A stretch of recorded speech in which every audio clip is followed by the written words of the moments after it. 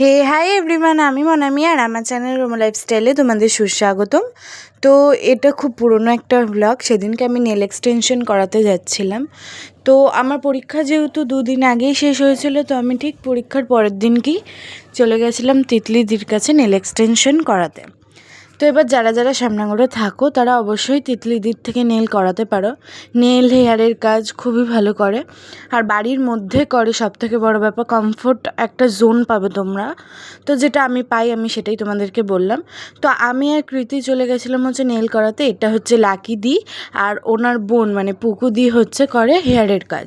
তো দুই বোনই খুব ভালোভাবে নিজেদের বিজনেস সামলাচ্ছে, দেখেও খুব ভাল লাগে। তোমরা চাইলে অবশ্যই করতে পারো, আমি কন্ট্যাক্ট ডিটেলসটা দিয়ে দেবো।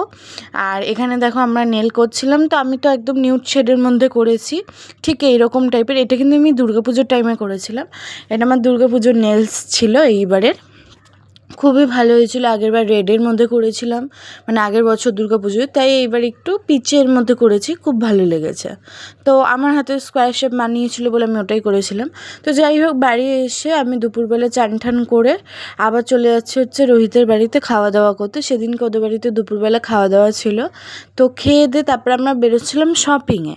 বাট তো সেই দিনকে আমরা বাইরে বেরোনোর পরই দেখি বৃষ্টি হচ্ছে প্রচুর জোর। মানে আমরা শ্যামনগর হাই রোডে উঠবো তার আগেই দেখছি বৃষ্টি পড়ছে।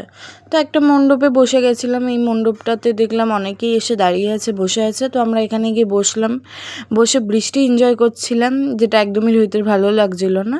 তারপরে আমরা বাড়ি চলে গেছিলাম। তারপরে আবার বিকেলবেলা বেরিয়েছিলাম যাওয়ার জন্য। আর এদিকে দেখো কত বড় লাইন। সেদিন আমাদের কপালটাই খারাপ ছিল, যাই কাজ করছিলাম বাধা পড়ছিল। যাই হোক, আজকের ভিডিওটা এই অবধি। কেমন লাগলো জানিও অবশ্যই।